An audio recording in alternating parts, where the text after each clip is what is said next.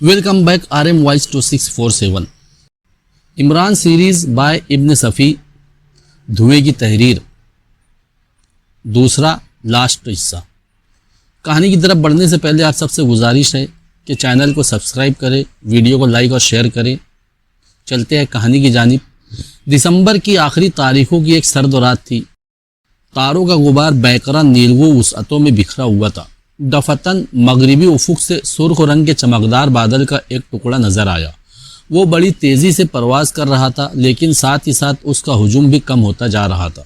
शहर के वस्त में पहुंचते पहुंचते वो सिर्फ एक नन्हा सा नुक्ता रह गया, सुर्ख और चमकदार नुक्ता जिससे शुआएं सी निकलती मालूम हो रही थी। वो खला में एक जगह थम गया था और ऐसा लग रहा था जैसे कोई सितारा दहकते हुए अंगारे में तब्दील हो गया हो। फिर अचानक वो बड़ी तेजी से हरकत करने लगा और इस बार की हरकतें सुर्ख रंग की चमकदार लकीरों में तब्दील होती जा रही थी। मगर वो लकीरें, लोग चलते चलते रुक गए। हर जगह आदमियों का जम में गफीर नज़र आने लगा। ट्रैफिक बंद हो गया। वो लकीरें नहीं थी बल्कि एक तहरीर थी। विक्टोरिया स्ट्रीट के लोगों, तुम पर तबाही आ रही है। सिर्फ एक घंटे बाद क़यामत से तुम्हारा सामना होगा, भागो। चमकदार नुक्ता इस तहरीर से बिल्कुल अलग था और एक जगह पर जम सा गया था। शहर में भगदड़ मच गई। मिलिट्री हेडक्वार्टर की सर्च लाइटें अंधेरे का सीना चीरने लगी।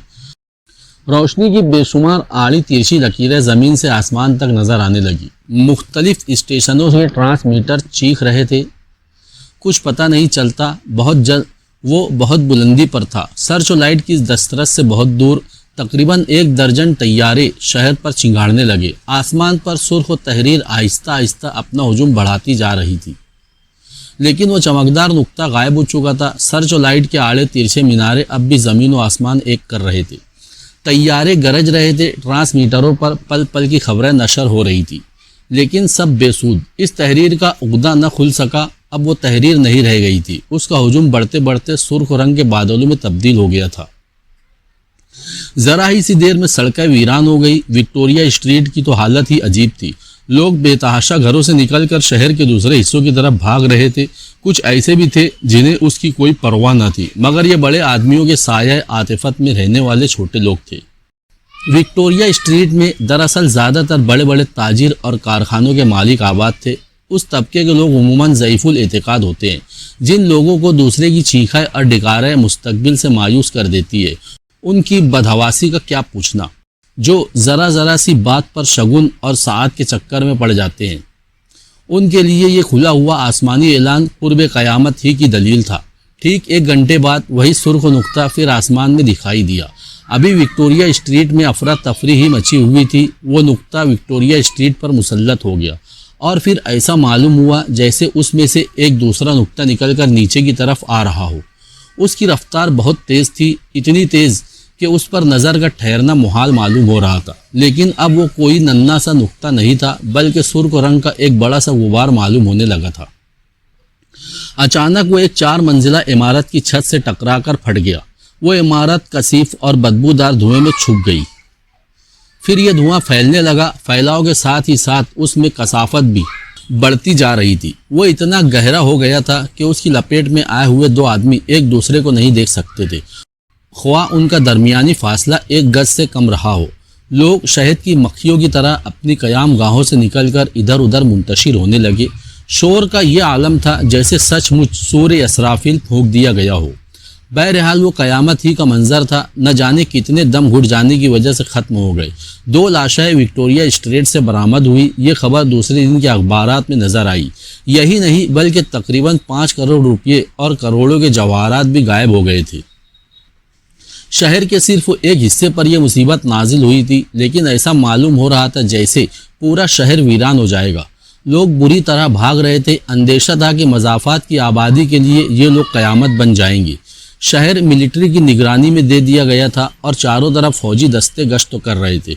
जब फौजियों ने देखा कि लोग किसी तरह रुकते ही नहीं, तो उन्होंने तशद्दुद शुरू कर दिया। शहर के बाज़ हिस्सों में उन्हें फायर भी करने पड़े। उसका नतीजा अच्छा ही निकला। लोग घरों में बंद होकर बैठ गए, लेकिन उनकी ज़बानें बड़ी तेज़ रफ्तारी से चलती रही। वो हलक फाड़ फाड़ कर हुकूमत वक्त को गालियाँ दे रहे थे। ऐसे लोगों में सिर्फ वो शेख नत्थू या मीर जुम्मन ही नहीं थे, बल्कि प्रोफेसर फला और डॉक्टर फला जैसे लोग भी आम आदमियों की सतह पर आ गए थे। اس وقت تو نہ انہیں بین الاقوامی سیاست سوج رہی تھی اور نہ ہی وہ ہوٹل ہی یاد آ رہے تھے جہاں بیٹھ کر وہ چائے کے ساتھ ہی ساتھ چڑ بھپیوں کی سوسائٹی کے نظم و ضبط کے متعلق لیکچر بھی پلایا کرتے تھے۔ حالات کو اعتدال پر آنے میں تقریباً 1 ہفتہ لگ گیا۔ اس کے بعد شہر میں پھر سکون ہو گیا، لیکن ملٹری کا ہیڈ کوارٹر اور محکمہ سراغ رسانی بدستور انتشار میں مبتلا رہا۔ یہ دونوں ہی اسے کوئی آسمانی بلا سمجھنے پر تیار نہیں تھے۔ کیپٹن فیاض کی بوکھلاہٹ قابل دید تھی۔ پریشانی کی بات بھی تھی، محکمہ سراغ رسانی ہوتا ہی اس لیے ہے کہ ڈھکی چھپی سازشوں کو بے نقاب کرتا رہے، بلکہ سازشیوں کو اس بات کا موقع ہی نہ دے کہ وہ اپنی صلاحیتوں کو بروئے کار لا سکے۔ فیاض پر حکام بالا کی اتنی بوچھاڑیں پڑی تھی کہ اس کی عقل و ٹھکانے آ گئی تھی۔ عقل و ٹھکانے آنے کا یہ مطلب تھا کہ اب اسے ایک بے عقلوں کو تلاش کرنا چاہیے، لہٰذا اسے شہر کے سب سے بڑے بے عقلوں کو تلاش کرنے کی فکر ہوئی۔ وہ تو ویسے بھی اسے کئی دنوں سے تلاش کر رہا تھا، مگر جب ادھر حکام بالا کی جھڑکیاں حد سے تجاوز کرنے لگی تو اسے ہر قیمت پر اسے ڈھونڈ نکالنا تھا۔ اس نے تقریباً 1.5 درجن سادہ لباس والوں کو عمران کا سراغ لگانے پر مامور کر دیا۔ آخر اسے ایک دن اطلاع ملی کہ عمران دلیرمی کے شراب خانے میں بیٹھا ہوا شرابیوں کی اخلاقیات کا درس دے رہا ہے۔ فیاض جھپتا ہوا وہاں پہنچا، اور اس وقت پہنچا جب عمران اور دلیری میں ٹھن گئی تھی۔ دلیری ایک عیسائی عورت تھی، عمر 50 سال کے لگ بھگ رہی ہوگی، رنگت سیاہ تھی اور جسم بھاری بھرکم تھا، پاٹ دار آواز رکھتی تھی۔ یہ شراب خانہ اسی کا تھا اور کاؤنٹر پر وہ خود رہا کرتی تھی۔ اس کی وجہ اس کی کنجوسی بیان کی جاتی تھی۔ مشہور تھا کہ وہ شراب خانے کی آمدنی سے اپنی ذات پر اتنے ہی روپے خرچ کرتی ہے جتنی ایک بار مین کی تنخواہ ہو سکتی ہے۔ فیاض کو حیرت تھی کہ عمران اس سے کیوں الجھ پڑا ہے۔ وہ چپ چاپ الگ گوشے میں جا بیٹھا۔ عمران بالکل عورتوں کی طرح ہاتھ نچا نچا کر اس سے تو میں کر رہا تھا، اور کمرے میں بیٹھے ہوئے دوسرے لوگ بے تحاشا ہنس رہے تھے، حتیٰ کہ ویٹر بھی اپنا کام چھوڑ کر ایک گوشوں میں کھڑے کہے لگا رہے تھے۔ اس لڑائی کا سر پیر فیاض کی سمجھ میں نہ آ سکا، البتہ دلیری بار بار پولیس کو بلا لینے کی دھمکی دے رہی تھی۔ فیاض نے سوچا یوں کام نہ چلے گا، پتہ نہیں یہ سلسلہ کب تک چلتا رہے، لہٰذا وہ اٹھ کر سیدھا کاؤنٹر کی طرف چلا گیا۔ عمران نے اسے دیکھا، لیکن اس طرح نظر انداز کر دیا جیسے وہ اسے پہچانتا ہی نہ ہو۔ کیا بات ہے؟ فیاض نے دلیری سے پوچھا۔ کیا بات ہے؟ دلیری دھاڑی۔ یہ سالہ ہمارا گاہک کو خراب کرتا ہے۔ کیا خراب کرتا ہے؟ بولتا ہے ادھر شراب میں پانی ملایا جاتا ہے۔ نہیں ملایا جاتا، عمران دانت پیس کر بولا۔ تیرے باپ سے مطلب؟ دلیری کلکلائی۔ میرے دادا سے بھی مطلب ہے، عمران اسے گھوسا دکھا کر بولا۔ تم بھولے بھالے آدمیوں کو دھوکہ دیتی ہو۔ پولیس پولیس، دلیری اپنا سر پیٹ کر چیخی۔ باہر سے بھی کئی آدمی اندر آ گئے تھے۔ عمران بار بار فیاض کو گھورے جا رہا تھا۔ غالباً اس کا یہ مطلب تھا کہ فیاض وہاں سے چلا جائے، مگر فیاض اسے ساتھ لیے بغیر واپس نہیں جانا چاہتا تھا۔ اچانک عمران بڑبڑاتا ہوا دروازے کی طرف مڑ گیا۔ فیاض نے دلیری سے کہا میں اسے سمجھاؤں گا، اور پھر وہ عمران کے پیچھے پیچھے چلنے لگا۔ عمران ایک گلی میں مڑ گیا، مگر فیاض کا پیچھا چھوڑنے والا تھا۔ وہ بھی گلی میں گھس گیا۔ تھوڑی دور چلنے کے بعد عمران پلٹا اور خونخوار نظروں سے فیاض کی طرف دیکھ رہا تھا۔ کیوں؟ کیا ہے؟ تم یہاں کیوں آئے تھے؟ تم سے ملنے کے لیے پیارے۔ فیاض آگے بڑھ کر اس کے بازو پر ہاتھ پھیرنے لگا۔ کیوں؟ کیا اب بھی بتانے کی ضرورت باقی رہ جاتی ہے؟ اب تمہاری مدد کے بغیر میرا بیڑا غرق ہو جائے گا۔ اچانک عمران کی پیشانی کی سلوٹیں غائب ہو گئی۔ وہ کچھ سوچ رہا تھا۔ میں خود ہی سوچ رہا تھا کہ تم سے ملوں، اس نے کچھ دیر بعد کہا۔ کوئی خاص بات؟ فیاض چہک کر بولا۔ اگر میرے لاکھ کوئی کام ہو تو ضرور بتاؤ، آؤ اطمینان سے باتیں ہوگی۔ عمران آگے بڑھتا ہوا بولا۔ دوسری سڑک پر پہنچ کر اس نے ایک ٹیکسی کر کے ڈرائیور کو اپنے فلیٹ کا پتہ بتایا۔ راستے بھر وہ خاموش رہے۔ فیاض سوچتا رہا کہ ضرور عمران کسی چکر میں ہے، ہو سکتا ہے کہ وہ پہلے ہی اس معاملے میں اپنی ٹانگ اڑا چکا ہو۔ فلیٹ میں پہنچ کر عمران نے بڑی احتیاط سے دروازہ بند کیا۔ ہاں اب کہو، وہ ایک کرسی کی طرف اشارہ کرتا ہوا بولا۔ فیاض بیٹھ گیا۔ اس نے جیب سے رومال نکال کر اپنا چہرہ صاف کرتے ہوئے کہا، تمہیں حالات کا علم نہیں ہے؟ آسمانی تحریر؟ عمران نے اس کی آنکھوں میں دیکھتے ہوئے پوچھا۔ ظاہر ہے کہ اس سے بڑا واقعہ ان دنوں اور کوئی نہیں ہوا۔ تمہارا کیا خیال ہے؟ میرا خیال ہے، فیاض ایک طویل سانس لے کر بولا، میرا خیال ہے کہ اس شعبدے کا سہارا لے کر کسی گروہ نے وکٹوریا اسٹریٹ میں لوٹ مار کی ہے۔ تم اس تحریر کو شعبدہ سمجھتے ہو؟ پھر اور کیا سمجھوں؟ شعبدہ نام ہے ہاتھ کی صفائی کا، غالباً اتنا تو تم بھی جانتے ہوگے۔ عمران نے سنجیدگی سے کہا، میں جانتا ہوں۔ کیا وہ ہاتھ کی صفائی تھی؟ میرا مطلب ہے وہ تحریر، اور وہ حرکت کرتا ہوا سرخ و ستارہ جس کی مخصوص قسموں کی جنبشوں کے ذریعے وہ تحریر عالم وجود میں آئی تھی۔ مگر خیر چھوڑو اسے، تم مجھ سے کیا چاہتے ہو؟ میری مدد کرو، محکمے کی سخت بدنامی ہو رہی ہے، اس کا اثر تمہارے والد کی نیک نامی پر بھی پڑ سکتا ہے۔ ان کی بدنامی کے لیے میں ہی کیا کم ہوں؟ عمران نے برا سا منہ بنا کر کہا۔ اس تحریر کے متعلق تمہارا کیا نظریہ ہے؟ عذاب الہی، عمران نے سنجیدگی سے کہا، قرب قیامت کی ایک نشانی جب لوگ اپنی بیویوں کو آزاد کر کے دوسروں کی بیویوں پر ڈورے ڈالنے لگتے ہیں تو یہی سب کچھ ہوتا ہے۔ کیا تم آج کل لیفٹیننٹ یاور کی بیوی کے چکر میں نہیں ہو؟ عمران سنجیدگی، مذاق پھر ہوتا رہے گا۔ میں بالکل سنجیدہ ہوں، مگر اسے بھی چھوڑو۔ تم چاہتے ہو کہ اس تحریر کے متعلق کچھ معلوم کروں؟ فیاض صرف سر ہلا کر رہ گیا۔ معلوم ہو جائے گا، لیکن تمہیں بھی میرا ایک کام کرنا پڑے گا۔ بتاؤ بھی تو، فیاض نے آہستہ سے نرم لہجے میں کہا۔ ویسے اس کا دل تو یہی چاہ رہا تھا کہ عمران کو مرغا بنا کر کم از کم 1 من کا وزن اس کی کمر پر رکھ دے۔ مجھے ایک آدمی کی قبر کھودنے کا اجازت نامہ لا دو۔ کیا مطلب؟ یار کیوں بور کرتے ہو؟ آج کل میں کسی مذاق سے محظوظ ہونے کی صلاحیت تھی کھو بیٹھا ہوں۔ میں مذاق نہیں کر رہا، قطعی سنجیدہ ہوں۔ کس کی قبر کھودنا چاہتے ہو؟ ڈاکٹر اسٹیپلر کی۔ کون ڈاکٹر اسٹیپلر؟ یونیورسٹی کے شعبہ سائنسوں کا صدر، جو 2 ماہ گزرے قلب کی حرکت بند ہو جانے کی وجہ سے مر گیا تھا۔ تو اس کی قبر؟ فیاض پلکیں جھپکانے لگا۔ ہاں، وہ قبر ہی میں دفن کیا گیا تھا۔ تمہیں اس پر حیرت کیوں ہے؟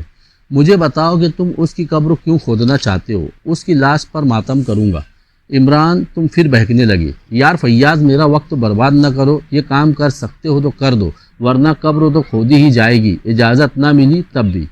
کیا بک رہے ہو؟ تم جانتے ہو اس کی کیا سزا ہوگی؟ عمران کو سزا دلانے والا ابھی پیدا نہیں ہوا۔ اگر کبھی پیدا بھی ہوا تو اسے یتیم خانے میں داخل کر کے اس کا کیریئر چوپٹ کرا دیا جائے گا۔ تم مطمئن رہو۔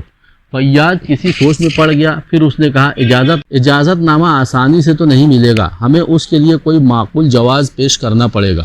یہ کام حقیقتاً بہت مشکل ہے۔ عمران بڑبڑایا، اس کے چہرے پر بھی تفکر کے آثار تھے۔ تھوڑی دیر خاموشی رہی، پھر فیاض نے کہا، تم دلیری کے شراب خانے میں کیا کر رہے تھے؟ وہ عمران احمقوں کی طرح ہنس پڑا، پھر بولا، تم جانتے ہو کہ میں آج کل بے روزگار ہوں، خرچ اسی طرح چلتا ہے۔ اب کچھ دنوں کے بعد وہ مستقل طور پر مجھے ایک معقول رقم دینے لگے گی۔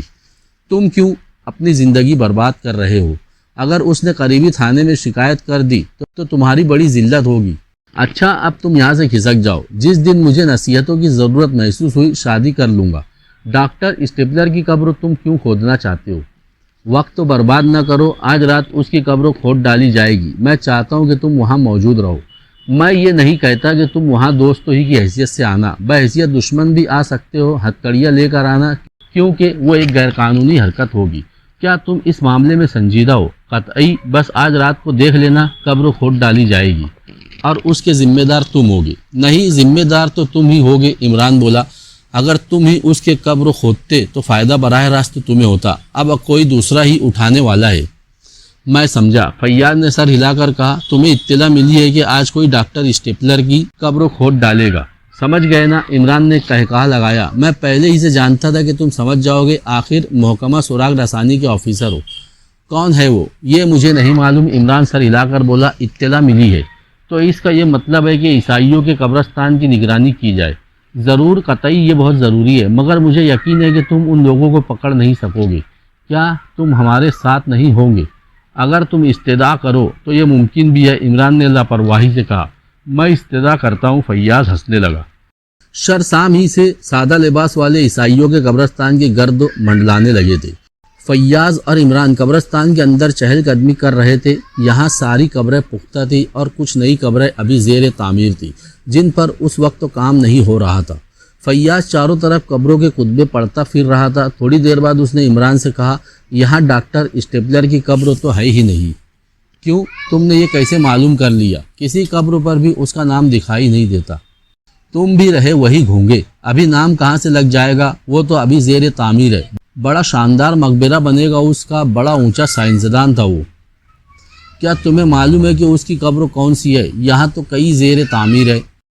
وہ چونکہ بہت بڑا آدمی تھا، اس لیے اس کی قبر سب سے الگ تھلگ بن رہی ہے۔ وہاں روسے کی جھاڑیوں کے درمیان، وہ ادھر دیکھو، سامنے دور تک روسے کی اونچی اونچی جھاڑیاں بکھری ہوئی تھی اور ان کے اوپر ایک جگہ کسی نامکمل عمارت کے آثار نظر آ رہے تھے۔ فیاض بڑی تیزی سے اس طرف بڑھا۔ عمران کی آنکھوں میں شرارت آمیز چمک لہرانے لگی، لیکن اس کے ہونٹ بند ہی رہے، وہ اپنی جگہ سے ہلا بھی نہیں۔ تقریباً 5 منٹوں بعد فیاض واپس آ گیا۔ دیکھو my dear super Fayaz, Imran نے کہا، اب اپنے آدمیوں کو چھپانے کی کوشش کرو، اگر قبر کھودنے والوں میں سے ایک بھی ہمارے ہاتھ آ گیا تو کام بن جائے گا۔ کہاں چھپاؤں تم ہی بتاؤ، بلکہ جو تمہارا دل چاہے کرو، میں تمہیں پورا اختیار دیتا ہوں، فیاض بولا۔ عمران نے 15 منٹوں کے اندر ہی اندر فیاض کے ساتھیوں کو اکٹھا کر لیا۔ اب اچھی طرح اندھیرا پھیل گیا تھا اور جھینگروں کی جھائیں قبرستان پر مسلط ہوتی جا رہی تھی۔ سردی آج بھی بہت شدید تھی۔ عمران انہیں مخالف سمتوں کی جھاڑیوں میں لے گیا۔ فیاض بھی ساتھ تھا۔ سامنے والی جھاڑیوں پر نظر رکھنا، عمران کہہ رہا تھا۔ ظاہر ہے کہ وہ اندھیرے میں تو کام کریں گے نہیں، میں یہ چاہتا ہوں کہ ان میں سے ایک بھی نکل کر نہ جانے پائے۔ اس کے لیے یہی طریقہ بہتر ہوگا کہ ہم موقع پر ان جھاڑیوں کو چاروں طرف سے گھیر لیں۔ وہ سب اس کی اس تجویز پر متفق ہو گئے۔ تقریباً 10 بجے انہیں آہٹیں سنائی دی اور سامنے والی جھاڑیوں میں مدھم سی روشنی نظر آئی۔ فیاض نے بڑی گرم جوشی سے عمران کا شانہ دبایا اور اس کی پیٹھ تھپکتا ہوا آہستہ سے بولا، تمہارا خیال غلط نہیں ہوتا، اب اپنے آدمیوں سے کہو۔ عمران نے کہا، سینے کے بل زمین پر رینگتے ہوئے باہر نکلے اور ان جھاڑیوں کو چاروں طرف سے گھیر لے، اور پھر اس وقت تک خاموش رہے جب تک وہ لوگ اپنا کام مکمل نہ کر لے۔ ہمیں یہ بھی تو دیکھنا ہے کہ وہ قبر کیوں کھودنا چاہتے ہیں، کیوں، کیا خیال ہے؟ ٹھیک ہے، فیاض بھررائی ہوئی آواز میں بولا اور اپنے ساتھیوں کو ہدایت دینے لگا۔ تھوڑی دیر بعد ان جھاڑیوں میں عمران اور فیاض کے علاوہ اور کوئی نہ رہ گیا۔ سامنے والی جھاڑیوں میں اب بھی روشنی نظر آ رہی تھی۔ فیاض بڑبڑانے لگا، تم مجھے کبھی پوری بات نہیں بتاتے اور اس لیے بعض اوقات مجھے بڑی شرمندگی اٹھانی پڑتی ہے۔ پوچھو میری جان، کیا پوچھنا ہے؟ یہ قبر کیوں کھودی جا رہی ہے؟ ڈاکٹر اسٹیپلر کے متعلق تم کیا جانتے ہو؟ عمران نے سوال کیا۔ وہ ایک بہت بڑا سائنسداں تھا، بس اتنا ہی، یا کچھ اور بھی؟ میرا مطلب ہے تمہیں اس کی مصروفیات کا علم تھا یا نہیں؟ میں اس کے بارے میں کچھ نہیں جانتا۔ خیر میں تمہیں بتاتا ہوں، عمران نے ایک طویل سانس لے کر کہا۔ وہ بھی دنیا کے انہی محدود چند سائنسدانوں میں سے تھا جو چاند پر جانے کا خواب دیکھ رہے ہیں۔ اسے ایک ایسا راکٹ بنانے کی فکر تھی جو سیدھا پرواز کرنے کی بجائے فضا میں دائیں بائیں اور اوپر نیچے مڑ بھی سکے۔ اچھا تو پھر آسمانی تحریر، اسے اگر تم کسی انسان ہی کا کارنامہ سمجھتے ہو تو تمہیں یہ بھی تسلیم کرنا پڑے گا کہ وہ کسی پرواز کرنے والی مشین کے ذریعے عالم وجود میں آئی ہوگی۔ ہاں میں یہی سمجھتا ہوں، فیاض نے کہا، لیکن وہ کوئی ہوائی جہاز نہیں ہو سکتا۔ عمران بولا، کیوں؟ ہوائی جہاز کی پرواز جتنی اونچی بھی ہو سکتی ہے، اسی کی مناسبت سے ہمارے یہاں سرچ و لائٹیں بھی موجود ہے، لیکن کیا تمہیں یاد نہیں کہ وہ پرواز کرنے والی مشینیں ہماری سرچ و لائٹوں کے دائرے عمل سے باہر تھی، یعنی ان کی روشنی اس تک نہیں پہنچ سکی تھی؟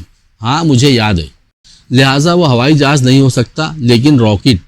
ہاں راکٹ۔ فیاض نے ایک طویل سانس لی۔ لیکن ڈاکٹر اسٹیپلر کی قبر کیوں کھودی جا رہی ہے؟ امک کیوں چاٹ رہے ہو میرا دماغ؟ عمران جھنجھلا گیا۔ یہ تو اب دیکھیں گے قبر کیوں کھودی جا رہی ہے، تھوڑی دیر صبر کرو، اگر مجھے معلوم ہوتا تو ضرور بتا دیتا۔ فیاض خاموش ہو گیا، اسے اسی میں بہتری نظر آئی۔ معاملات کی تہہ تک پہنچنے کی کوشش کرنے لگا۔ ڈاکٹر اسٹیپلر کوئی معمولی آدمی نہیں تھا، تھوڑا پڑھا لکھا آدمی بھی اس کے متعلق بہت کچھ جانتا تھا۔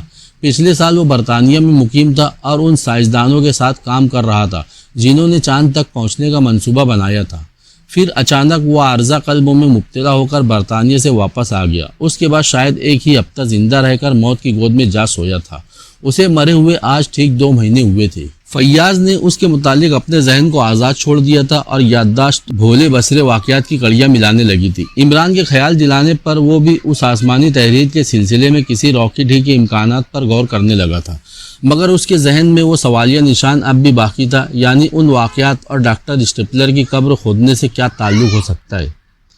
کیا اس کا کوئی راز اس کی قبر ہی میں موجود ہے؟ لیکن اس نقطے پر زیادہ دیر تک غور نہ کر سکا کیونکہ یہ خیال ہی مزے کا خیز تھا۔ جاسوسی ناولوں کی ہی بات، فلاں کی قبر کھودی گئی اور اس میں سے اس کی لاش کی بجائے بندر یا بجو برآمد ہوا۔ محکمہ سراغ رسانی کے لیے لمحہ فکریہ اور سب سے زیادہ ذہین سراغ رساں معاملے کی تہہ تک پہنچ گیا، یعنی وہ بندر یا بجو مرنے والے کا دوست شریک بھائی تھا جو مرنے والے کا بھیس بدل کر اللہ کو پیارا ہو گیا تھا۔ قبر میں فرشتوں نے چہرے پر ہاتھ پھیرا تو رنگ و روغن غیاری کا اڑ گیا اور بندر اور بجو کی شکل نکل آئی اور فرشتے اپنے اس بلنڈر پر بہت خفیف ہوئے۔ فیاض ایسی ہی اوٹ پٹانگ باتیں سوچتا رہا۔ حقیقت یہ تھی کہ سردی اس کی برداشتوں سے باہر ہوتی جا رہی تھی اور وہ اپنے ذہن کو جسم سے الگ رکھنے کے لیے اوٹ پٹانگ باتیں سوچ رہا تھا۔ اچانک عمران نے اس کا شانہ جھنجھوڑ کر کہا، چلو اب ہمیں دیر نہ کرنی چاہیے، چلو۔ فیاض نے چونک کر کہا، یوں نہیں بلکہ اسی طرح جیسے دوسرے گئے ہیں۔ عمران زمین پر گرتا ہوا بولا۔ فیاض نے بھی اس کی تقلید کی اور وہ دونوں سینے کے بل آگے کی طرف کھسکنے لگے۔ وہ ان جھاڑیوں تک 3 منٹوں کے اندر ہی اندر پہنچ گئے۔ یہاں اب بھی مدھم سی روشنی نظر آ رہی تھی۔ وہ زمین سے چپک گئے۔ جھاڑیوں کے اندر سے برابر کھڑکھڑاہٹ کی آواز چلی آ رہی تھی۔ پھر اچانک ایسا معلوم ہوا جیسے دھڑا دھڑ اینٹیں گرنے لگی ہو۔ لینا، عمران نے نعرہ لگایا۔ فیاض کے ساتھی چاروں طرف سے اندر گھس پڑے، مگر دوسرے ہی لمحے میں ان سب کی کھوپڑیاں ہوا سے باتیں کرنے لگی۔ زیر تعمیر قبر پر ایک پرانی سی لالٹین روشن تھی اور اس کی روشنی میں انہیں ایک کتا اچھلتا کودتا ہوا نظر آ رہا تھا، جس کے جسم پر چاروں طرف چھوٹے چھوٹے ٹین کے ڈبے بندھے ہوئے تھے، اور یہ آوازیں دراصل انہی ڈبوں کے زمین سے ٹکرانے کی بنا پر پیدا ہو رہی تھی۔ اس کے علاوہ وہاں اور کچھ بھی نہیں تھا۔ یہ کیا مصیبت ہے؟ عمران بڑبڑایا۔ فیاض اس قبروں کی طرف دیکھ رہا تھا جس کی ایک اینٹ بھی کھسکی ہوئی نظر نہیں آ رہی تھی۔ اس میں شاید کسی نے ہاتھ بھی نہیں لگایا تھا۔ پھر ان کی توجہ اس کی طرف مبذول ہو گئی جو اب بھی پہلے ہی کی طرح اچھلے کودے جا رہے تھے۔ انہوں نے اس کی گردن میں ایک رسی باندھی ہوئی دیکھی جو ایک ایسے 2 شاخے تنے والے درختوں کے درمیان سے گزر کر دوسری طرف نکل گئی تھی، جس سے کتے کا جسم ان ڈبوں سمیت دوسری طرف نکل نہیں سکتا تھا۔ یہی وجہ تھی کہ کتا اب بھی اسی جگہ موجود تھا، ورنہ وہ اسی سمت نکل گیا ہوتا جدھر گلے میں پڑی ہوئی رسی کا رخ تھا۔ چلو ادھر چلو۔ اچانک عمران نے کتے کی رسی کے ساتھ دوڑنا شروع کر دیا۔ دوسروں نے بھی اس کا ساتھ دیا۔ رسی پر ٹارچوں کی روشنی پڑ رہی تھی اور وہ سرپٹ دوڑتے چلے جا رہے تھے۔ ایک جگہ اس کا دوسرا سرا ایک درختوں کے تنے سے بندھا ہوا نظر آیا اور ساتھ ہی فیاض کے حلق سے عجیب سی آواز نکلی۔ اس کی ٹارچوں کی روشنی کا دائرہ ایک ٹوٹی پھوٹی سی قبر پر جم گیا تھا۔ عمران بھی رک کر ادھر ہی دیکھنے لگا۔ اس کا صندوق کھلا پڑا تھا، شاید اسے گھڑے سے نکال کر باہر پڑا رہنے دیا گیا تھا۔ چوٹ ہو گئی پیارے، عمران بڑبڑایا۔ ہم دھوکہ کھا گئے۔ اسٹیپلر کی قبر دراصل یہی تھی۔ پھر وہ بڑی تیزی سے لاش والے صندوق کی طرف بڑھا۔ ہائے، لاش بھی غائب ہے، فیاض نے اسے کہتے سنا۔ حقیقتاً لاش صندوق میں نہیں تھی۔ وہ اوزار بھی قریب ہی پڑے ہوئے ملے جن کی مدد سے قبر کھودی گئی تھی۔ وہ کافی دیر تک لاش ڈھونڈتے رہے مگر کامیابی نہیں ہوئی۔ آخر فیاض نے جھلائے ہوئے لہجے میں کہا، تم نے مجھے دھوکے میں رکھا۔ میں خود بھی دھوکے ہی میں ہوں سپر فیاض۔ تم بکواس کرتے ہو۔ فیاض کا غصہ تیز ہو رہا تھا۔ ذرا تمیز سے، عمران گرایا۔ تم یہ بھول رہے ہو کہ یہاں تمہارے کچھ ماتحت بھی موجود ہے۔ فیاض خاموش ہو گیا۔ بہرحال وہ وہاں سے بے نیل و مرام واپس ہوئے۔ فیاض نے اپنے ساتھیوں کو رخصت کر دیا اور وہ دونوں ایک کیفے میں آ بیٹھے۔ فیاض کا موڈ بہت زیادہ خراب ہو گیا تھا۔ عمران، خیریت اسی میں ہے کہ حقیقت ظاہر کر دو ورنہ خسارے میں رہو گے، اس نے عمران کو گھورتے ہوئے کہا، اور کہہ چکنے کے بعد بھی گھورتا رہا۔ یار تم بڑے احسان فراموش ہو، اتنی دیر تمہارے ساتھ جھک مارتا رہا اور میں اور کچھ نہیں سننا چاہتا اور نہ ہی اسی پر یقین کرنے کو تیار ہوں کہ تم اس کی قبر کے متعلق دھوکے میں تھے۔ یقین کیوں نہ کرو گے؟ تم نے جس قبروں کی طرف اشارہ کیا تھا اسی قبروں پر انہوں نے اپنا جال کیوں پھیلایا تھا؟ ہاں، اب یہ تم مجھ سے پوچھ رہے ہو۔ اپنی حماقت کو الزام نہ دو گے کہ اتنے آدمیوں کی بھیڑ لے کر شرے شام ہی وہاں پہنچ گئے تھے۔ ہو سکتا ہے کہ وہ لوگ پہلے ہی سے تاڑ گئے ہو اور انہوں نے یہ بھی دیکھ لیا ہو کہ کسی قبر کے متعلق غلط فہمی میں مبتلا ہے۔ یار ذرا کھوپڑی استعمال کرو سپر فیاض، تم مجھے مطمئن نہیں کر سکتے۔ کوئی میں نے مطمئن کرنے کا ٹھیکہ لے رکھا ہے؟ جہنم میں جاؤ، عمران جھلا کر بولا۔ اس سے کام نہ چلے گا، میں اسی وقت تمہارے ہتھکڑیاں لگا سکتا ہوں، فیاض گرایا۔ راجہ ہو شہر کے، عمران بے بسی سے بولا۔ فیاض اسے بدستور گھورتا رہا۔ وہ سوچ رہا تھا کہ عمران یقیناً کوئی چال چل رہا ہے، مگر اس چال تک پہنچنا کم از کم فیاض کے ذہن کے بس کا روگ نہیں۔ وہ یہ بھی جانتا تھا کہ عمران اسے کچھ نہ بتائے گا، ہوا وہ اسے پھانسی ہی پر کیوں نہ لٹکا دے۔ عمران نے بیروں کو طلب کر کے چائے کے لیے کہا اور خود اونگنے لگا۔ پتہ نہیں فیاض کو چڑھانا چاہتا تھا یا سچ مچ اسے نیند آ رہی تھی۔ فیاض ویسے ہی بھرا بیٹھا رہا۔ تھوڑی دیر بعد عمران نے چونک کر کہا، ایک تدبیر سمجھ آ رہی ہے، اس واقعے کو اخبارات میں اشاعت کے لیے دے دو تو تمہارا نام بھی نہ ہوگا اور کام بھی چل جائے گا۔ میں سمجھ گیا، فیاض گرایا۔ اس وقت تو تم نے مجھے دھوکے میں رکھ کر اپنا الو سیدھا کیا ہے، وہ تو اب بھی ٹیڑھا ہے سپر فیاض۔ ویسے اس واقعے کی پبلسٹی سے تم کافی فائدہ اٹھا سکتے ہو۔ کوئی نہ کوئی تمہیں ضرور بتائے گا کہ ڈاکٹر اسٹیپلر کی لاش کیوں چرائی گئی ہے۔ اچھا، فیاض اسے تیز نظروں سے دیکھتا ہوا بولا، اس سے کیا فائدہ ہوگا؟ بس اس آسمانی تحریر سے اسٹیپلر کی لاش کی کڑیاں مل جائے گی۔ کس طرح وہ بھی تو بتاؤ۔ مجھے معلوم ہوتا تو میں تمہاری جھڑکیاں کیوں سنتا، عمران نے مسمی سی صورت بنا کر کہا۔ فیاض سمجھ گیا کہ وہ اس سلسلے میں بہت کچھ جانتا ہے لیکن ابھی بتانا نہیں چاہتا۔ بارہا ایسا ہوا تھا، اور پھر عمران اس کی دانشتوں میں ایک غیر سرکاری آدمی تھا، لہٰذا وہ کامیابی کے قریب پہنچ کر کسی سرکاری آدمی کا سہارا ضرور تلاش کرے گا، اور وہ سرکاری آدمی خود فیاض کے علاوہ اور کون ہو سکتا ہے۔ لہٰذا فیاض نے سوچا کہ اسے اپنا موڈ ٹھیک کر لینا چاہیے۔ اس سے پہلے بھی عمران کئی بار کامیابی کا سہرا اس کے سر باندھ چکا تھا۔ اچھا چلو، میں اس کی پبلسٹی کرا دوں گا، پھر کیا ہوگا؟ جو کچھ بھی ہوگا بہت جلد تو دیکھ لو گے، چائے پیو، عمران بڑبڑایا۔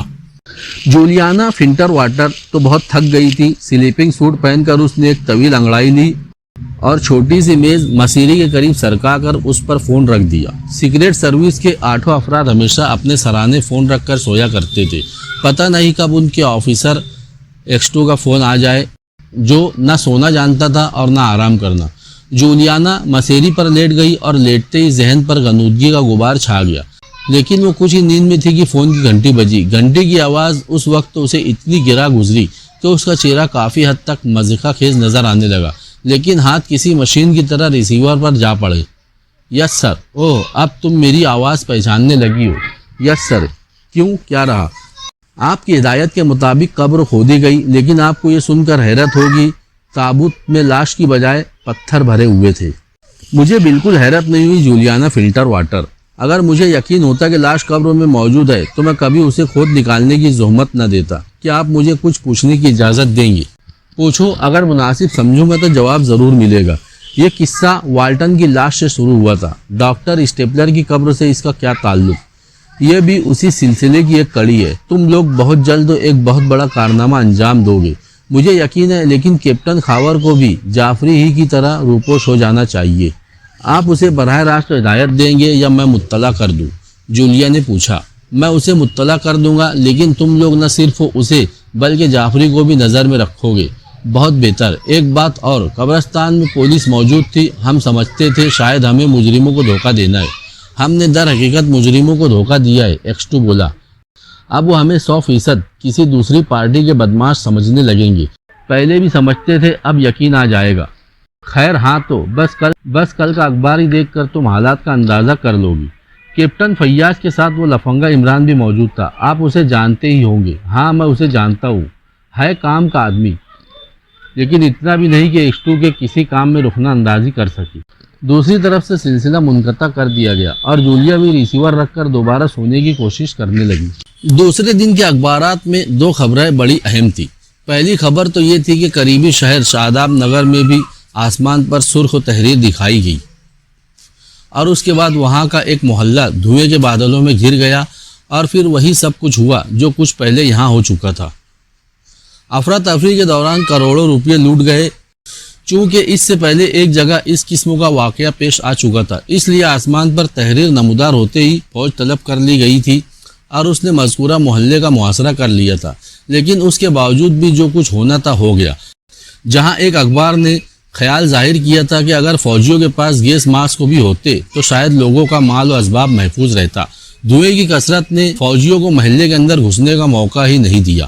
دوسری خبر ڈاکٹر اسٹیپلر کی قبر کے متعلق تھی۔ پولیس کا خیال تھا کہ اس کی لاش وہاں سے نکال کر کسی دوسری جگہ منتقل کی گئی ہے، لیکن اس کا مقصد کوئی نہیں جانتا تھا۔ لاش وہاں سے کیوں ہٹائی گئی، یہ ایک راز ہے۔ محکمہ سراغ رسانی کے سپرنٹینڈنٹ فیاض کو باوثوق ذرائع سے اس کا علم قبل از وقت ہو گیا تھا، لیکن وہ ایک دوسری ہی قبروں کو ڈاکٹر اسٹیپلر کی قبر سمجھ بیٹھے۔ نتیجہ یہ ہوا کہ 2 نامعلوم آدمی اسٹیپلر کی لاش لے جانے میں کامیاب ہو گئے۔ خبر میں وہ طریقہ بھی درج تھا جو مجرموں نے محکمہ سراغ رسانی کے آدمیوں کو دھوکہ دینے کے لیے اختیار کیا تھا۔ عمران نے یہ خبریں مارننگ نیوز میں پڑھی۔ وہ اس وقت تو دلیری کے شراب خانے میں موجود تھا۔ دلیری ابھی کاؤنٹر پر نہیں آئی تھی، وہ زیادہ تر اسی وقت تو آیا کرتی تھی جب گاہکوں کے آنے کا وقت ہوتا تھا۔ اس کی عدم موجودگی میں شراب خانے کا واحد بہرہ بار بینی کے فرائض بھی انجام دیتا تھا اور گاہکوں کی میزوں پر شراب بھی پہنچایا کرتا تھا۔ ابھی صبح ہی تھی اور عمران کے علاوہ شراب خانے میں اور کوئی نہ تھا۔ بہرہ مسکراتا ہوا اس کی طرف بڑھا۔ صاحب کیوں خواہ مخواہ پریشان کرتے ہو، اس نے کہا۔ ہائے، عمران آنکھیں پھاڑ کر بولا، مجھے نہیں یاد پڑتا کہ میں نے کب تمہیں پریشان کیا تھا۔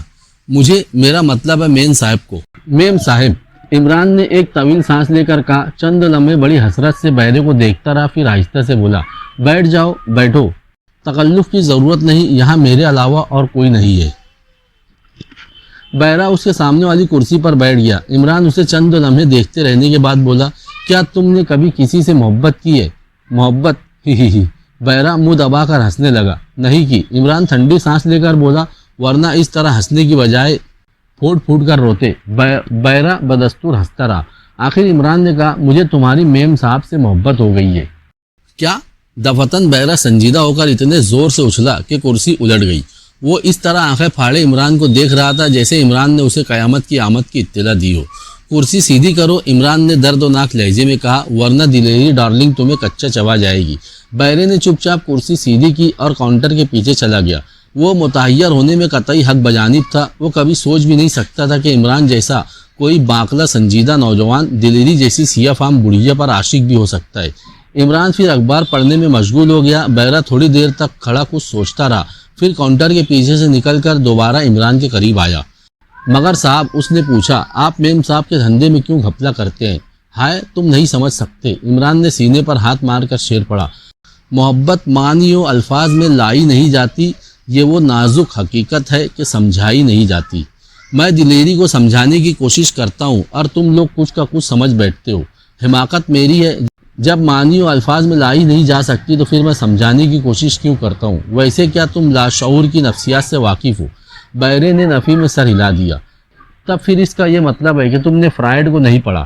میں پڑھا لکھا نہیں ہوں جناب۔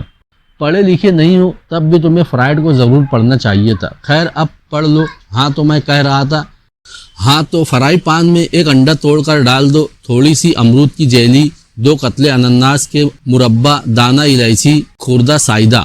اچانک دلیری نا وقت شراب کھانے میں آ گئی۔ عمران کو بیٹھا دیکھ کر اس کی بھویں تن گئی۔ میں آج آخری فیصلہ کرنے آیا ہوں۔ کیسا فیصلہ؟ دلیری دھاڑی۔ چیخو مت، ورنہ پاس پڑوس والے بھی اس رات سے آگاہ ہو جائیں گے۔ تم سالہ ہمارا مٹی خراب کر دے گا۔ دلیری ڈارلنگ، عمران نے آہستہ سے کہا اور اس کی آنکھوں سے شراب ابلنے لگی۔ کیا؟ دلیری کی آنکھیں حیرت سے پھٹی کی پھٹی رہ گئی۔ بیرے کو باہر بھیج دو، پھر میں بتاؤں گا، عمران نے بڑے دردناک لہجے میں کہا۔ دلیری، جو اب کافی سنجیدہ اور پرسکون نظر آنے لگی تھی، کنکھیوں سے بیرے کی طرف دیکھنے لگی۔ بیرا کاؤنٹر کے پیچھے لگی ہوئی بوتلوں پر جھاڑن پھیرن کرنے لگا۔ یا پھر میرے ساتھ چلو، عمران نے دوسری تجویز پیش کی۔ اب اس کی آنکھوں میں آنسو بھی آ گئے تھے۔ دلیری کچھ کہے بغیر اپنی نشستوں کے کمرے میں چلی گئی۔ عمران بھی آگے بڑھا، دونوں آگے پیچھے کمرے میں داخل ہوئے۔ دلیری عمران کی طرف مڑی۔ وہ اس وقت اور زیادہ قریح المنظر معلوم ہونے لگی تھی۔ موٹے موٹے ہونٹ خفیف کھل گئے تھے، آنکھیں پہلے سے بھی زیادہ دھندلا گئی تھی۔ کیا آپ بولتے چھوکرے؟ اس نے ہانپتے ہوئے کہا۔ بس ایک بار میری طرف دیکھ کر مسکرا دو، اس کے بعد میں خود ہی اپنا گلا گھونٹ کر مر جاؤں گا۔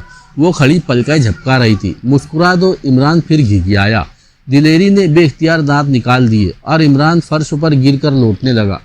وہ ہائے واویلا کہ دلیری بوکھلا گئی۔ چلو یہاں سے اٹھو اٹھو، وہ اس کا ہاتھ پکڑ کر کھینچتی ہوئی بولی۔ نہیں، مجھے یہیں مر جانے دو۔ کیا کرتا بابا؟ دلیری عجیب سی ہنسی کے ساتھ بولی۔ میں یہیں مر جاؤں گا، ورنہ مجھے اپنے گھر لے چلو۔ تم پاگل ہے؟ بالکل پاگل۔ پہلے دھندا خراب کرتا تھا، اب یہ نہ وہ۔ میں تم سے پریم کرتا ہوں۔ ہٹ ادھر چھوکرے۔ وہ عمران کو پرے جھٹک کر شرما گئی۔ عمران اور زیادہ زور شور کے ساتھ سینہ کوبی کرنے لگا۔ تم کیوں میرے پیچھے پڑے ہو؟ دلیری نے انگریزی میں کہا۔ دل سے مجبور ہوں۔ عمران ابھی کچھ اور بھی کہتا، انداز سے یہی معلوم ہو رہا تھا، مگر ٹھیک اسی وقت ویٹر بوکھلایا ہوا اندر آیا۔ میم صاحب، گھٹیالی، اس نے ہانپتے ہوئے کہا اور الٹے پاؤں واپس چلا گیا۔ گھٹیالی، دلیری نے پھٹی پھٹی سی آواز میں دہرایا اور عمران کو جھنجھوڑتی ہوئی بولی، بھاگو۔ عمران ابھی فرش سے اٹھ بھی نہیں پایا تھا کہ بھاری قدموں کی آواز سنائی دی اور دوسرے ہی لمحے میں ایک لہیم شہیم اور شیعہ فام آدمی کمرے میں داخل ہوا۔ اس کی آنکھیں بڑی خوفناک تھی، سرخ انگاروں کی طرح دہکتی ہوئی۔ یہ کیا ہو رہا ہے؟ وہ پانی سے بھرے ہوئے بادل کی طرح گرجا۔ دلیری تو ایک گوشے میں منہ ڈال کر بری طرح کانپنے لگی، لیکن عمران احمقوں کی طرح ادھر ادھر دیکھتا رہا، بالکل اسی انداز میں جیسے اس سوال کا اس کی ذات سے کوئی تعلق ہی نہ ہو۔ یہ کون ہے دلیری؟ آنے والا پھر دھاڑا۔ وہ انگریزی ہی میں گفتگو کر رہا تھا۔ میں نہیں جانتی، تم کون ہو؟ اس نے عمران کو مخاطب کیا۔ میں عاشق ہوں، عمران نے لاپرواہی سے کہا۔ اچھا، تو تم دلیری کی دولت ہتھیانے کی فکر میں ہو؟ دلیری اس کی طرف مڑی، لیکن اس کے چہرے کی سیاہی میں ہلکی سی پیلاہٹ بھی نظر آنے لگی تھی۔ اپنے سینڈل اتار دو، نوارد گرایا، اور اس کے سر پر مارتی ہوئی اسے باہر سڑک تک لے جاؤ۔ چلو ٹھہرو، عمران دونوں ہاتھ اٹھا کر چیخا۔ پہلے تم یہ بتاؤ کہ تمہارا نام گٹھیالی کیوں ہے؟ کیا مطلب؟ نووارد دھاڑا، بالکل اچھا نہیں لگتا۔ تمہارے تن و توش پر یہ نام بالکل ایسا ہی لگتا ہے جیسے کسی ہاتھی کو چھپکلی کہہ دیا ہو۔ تمہارا نام تو ڈمباسٹر ہونا چاہیے تھا۔ مذاق اڑاتا ہے میرا؟ گٹھیالی گھونسا تان کر عمران کی طرف جھپٹا۔ عمران حقیقتاً یہی چاہتا تھا کہ وہ کسی طرح دروازے کے سامنے سے ہٹ جائے، کیونکہ اس وقت وہی ایک دروازہ کھلا ہوا تھا۔ عمران نے اس کا وار خالی لے کر اپنی ٹانگیں لگائی اور وہ وہیں کسی تناور درختوں کی طرح ڈھیر ہو گیا۔ اکیلے نہیں بلکہ ایک کرسی بھی اپنے ساتھ ہی لیتا چلا گیا، جس کے ٹوٹنے کی آواز کمرے میں گونج کر رہ گئی۔ دوسرے ہی لمحے میں عمران نہ صرف وہ اس کمرے بلکہ شراب خانے سے باہر تھا۔ جولیانا فنٹر واٹر نے ٹیلی فون کا ریسیور اٹھا کر سیکریٹ سروس کے ایک رکنوں مسٹر تنویر کے نمبر ڈائل کیے۔ ہیلو تنویر، اس نے کہا، دلیری کے شراب خانے میں ایک آدمی گٹھیالی نامی موجود ہے، اس کا تعاقب کرو، X2 کا حکم ہے۔ اسے ان دنوں اسی آدمی کی تلاش تھی۔ یہ ایک لمبا تڑنگا اور سیاہ فام آدمی ہے، آنکھیں سرخ ہے۔ ابھی کچھ دیر قبل ہی اس کی پیشانی پر سخت چوٹ آئی تھی، توقع ہے کہ سر پر پٹی بھی بندھی ہوئی ملے گی۔ جولیا، موسم بڑا خوشگوار ہے، دوسری طرف سے آواز آئی۔ کیا بک رہے ہو؟ تم نے سنا نہیں؟ یہ X2 کا حکم ہے۔ جولیا، یہ عشق 2 کا موسم ہے، خدا غارت کرے X2 کو، اس نے ہمیں مشینیں بنا کر رکھ دیا ہے، پتہ نہیں خود کس دھات کا بنا ہوا ہے۔ اچھا جولیا، میں جا رہا ہوں، مگر کیا؟ آج رات کا کھانا تمہارے ساتھ کھاؤں گی۔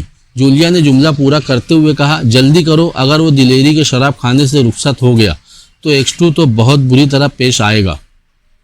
اچھا تنویر نے ناخوشگوار لہجے میں کہا، اور جولیا نے سلسلہ منقطع کر دیا۔ وہ اس وقت تو باہر جانا چاہتی تھی، مگر اسے تنویر کی رپورٹ کا انتظار کرنا تھا۔ وہ جانتی تھی کہ X2 کی مرضی کے مطابق کام نہ کرنے کی سزا کیا ہو سکتی ہے۔ اسے ایسے بہترے مواقع یاد تھے جب X2 نے اپنے محتاطوں کو سزائیں دی تھی۔ ان دنوں کا آخری واقعہ سارجنٹ و ناشاد کا تھا۔ ناشاد ایک مشرب شاعر بھی تھا، ہر وقت مست رہنے والا، پیتا بھی بہت بری طرح تھا، لیکن کچھ اسی پر منحصر نہیں تھا۔ X2 کا حکم تھا کہ اس کے ماتحت کبھی ایسی صورت میں کسی پبلک مقام پر شراب نہ پیے جب اس کے ساتھ عورتیں بھی ہو۔ ناشاد نے اس کے حکموں کی پرواہ نہ کر کے ایک رات ایک مقامی شراب خانے میں 2 بازاری عورتوں کے ساتھ شراب پی کر خاصی ہڑبڑ مچائی اور اتنی پی گیا کہ اسے کسی بات کا ہوش ہی نہ رہا۔ دوسری صبح جب اس کی آنکھ کھلی تو اس نے خود کو شہر کے ایک فٹ پاتھ پر پڑا پایا۔ اس کے گرد کافی بھیڑ موجود تھی اور لوگ بے تحاشا کہے لگا رہے تھے۔ وہ اٹھا اور بدحواسی میں ایک طرف چل پڑا۔ راہ میں جو بھی اسے دیکھتا ہنس پڑتا۔ اسی اثنا میں ایک بار اس کا ہاتھ چہرے پر گیا اور اس کا سارا جسم جھنجھنا اٹھا۔ اس کی گھنی مونچھیں غائب تھی، پھر گالوں پر چپچپاہٹ سی محسوس ہوئی اور ساتھ ہی اسے اس عجیب سی بدبو کا بھی احساس ہوا جو پہلے بھی محسوس ہوتی رہی تھی، لیکن اس نے اس کی طرف توجہ نہیں دی۔ یہ بدبو کولتار کی تھی۔ اب جو اس نے ہاتھ کی طرف دیکھا تو انگلیوں میں کولتار بھرا ہوا نظر آیا۔ پھر کیا تھا؟ اس نے بدحواسی میں گھر کی طرف سرپٹ دوڑنا شروع کر دیا۔ پھر یہ بات آئینے ہی نے اسے بتائی کہ اس کے سارے چہرے پر کولتار کا غازہ موجود ہے اور بہترین قسم کی چڑی ہوئی مونچھیں غائب ہے۔ جیب سے ایک پرچہ برآمد ہوا جس پر ٹائپ کے حروف میں درج تھا، دوسری غلطی پر اس سے زیادہ سخت سزا دوں گا، کسی کو منہ دکھانے کے قابل نہ رہو گے، اور نیچے تحریر تھا X2۔ جولیانا تنویر کے متعلق سوچنے لگی جو اسے اکثر چھیڑتا رہتا تھا۔ بعض اوقات ڈھکے چھپے الفاظ میں شادی کی درخواست بھی کر بیٹھتا تھا۔ وہ سوچ رہی تھی کیوں نہ اسے بھی X2 سے کوئی معقول سزا دلوائی جائے، ایسی سزا جو اسے زندگی بھر یاد رہے۔ جولیا تقریباً 3 گھنٹے تک تنویر کی رپورٹ کا انتظار کرتی رہی۔ اسی دوران میں وہ 2 بار X2 کا فون ریسیو کر چکی تھی جو گھٹیالی کے متعلق تنویر کی رپورٹ کا منتظر تھا۔ آخر 2:30 بجے تنویر کا فون آیا۔ ہیلو جولی، وہ بوکھلائے ہوئے انداز میں کہہ رہا تھا، کسی نے اسے گولی مار دی۔ گرانڈ ہوٹل کے غسل خانے میں فائر کی آواز نہیں سنی گئی۔ خیال ہے کہ وہ کوئی سائلنسر لگا ہوا ریوالور تھا، میں نے بھی صرف اس کی چیخ سنی تھی۔ گولی داہنی کنپٹی میں لگی ہے۔ تم اس کی قیام گاہ تک نہیں پہنچ سکے تھے؟ نہیں، وہ دلیری کے شراب خانے سے نکل کر گرانڈ ہوٹل تک گیا تھا، اور شاید دلیری سے اس کا جھگڑا بھی ہوا تھا کیونکہ شراب خانے میں وہ دونوں بہت بری طرح چیخ رہے تھے۔ اچھا تنویر، ایک بات میری سمجھ میں آ رہی ہے، جولیا نے کہا، اب تم بھی خطرے میں ہو۔ میرا خیال ہے کہ اسے اس لیے گولی ماری گئی ہے کہ تم اس کا تعاقب کر رہے تھے، لہٰذا اب تم کہیں چھپنے کی کوشش کرو۔ X2 کا حکم ہے، ہم میں سے جو بھی مجرموں کی نظر میں آ جائے اسے چاہیے کہ بقیہ آدمیوں سے دور ہی دور رہے۔ خیر، تم اس وقت تو کہاں ہو؟ گرانڈ ہوٹل میں، تنویر نے جواب دیا۔ اچھا تو وہیں ٹھہرو، لیکن کسی ایسی طرف نہ جانا جہاں تنہائی ہو۔ میں X2 کو تمہارے حالات سے باخبر کیے دیتی ہوں، اسی صورت میں تم محفوظ رہ سکتے ہو۔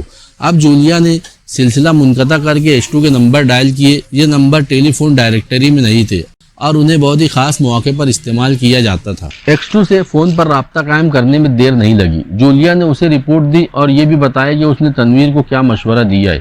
جولیانا فنٹر واٹر. دوسری طرف سے آواز آئی, تم واقعی بہت ذہین ہو, تم نے اسے بہت اچھا مشورہ دیا ہے, اب مطمئن رہو, سب کچھ کر لوں گا. تمہارا خیال صحیح ہے. گٹیالی حقیقتاً ایسا ہی آدمی تھا جس کے ذریعے ہم مجرموں تک پہنچ سکتے تھے. خیر ابھی دوسری راہیں بھی موجود ہیں جنہیں میں نے آزمایا نہیں ہے. مگر جناب وہ گلاس فیکٹری جہاں کیپٹن خاور پر حملے ہوئے تھے, میرا خیال ہے کہ وہاں سے بھی مجرموں تک رسائی ہو سکتی ہے. نہیں, وہ راستہ فضول ہے. میں نے دیدہ دانستہ اسے ترک کر دیا ہے. ویسے تو وہ دونوں آدمی بھی بظاہر کام کے تھے جنہیں میں نے انجیکشن دیے تھے, مگر یقین کرو وہ محض کرائے کے آدمی تھے اور انہیں بھی اس کا علم نہیں تھا کہ اصل مجرم کون ہے. تنویر کا کیا بنے گا؟ جولیا نے پوچھا. تم بے فکر رہو, میں اسے بحفاظت تمام گرانڈ ہوٹل سے نکلوا دوں گا. جولیا نے سلسلہ منقطع ہونے کے بعد ریسیور رکھ دیا. باہر جانے کے لیے لباس تبدیل کرنے لگی.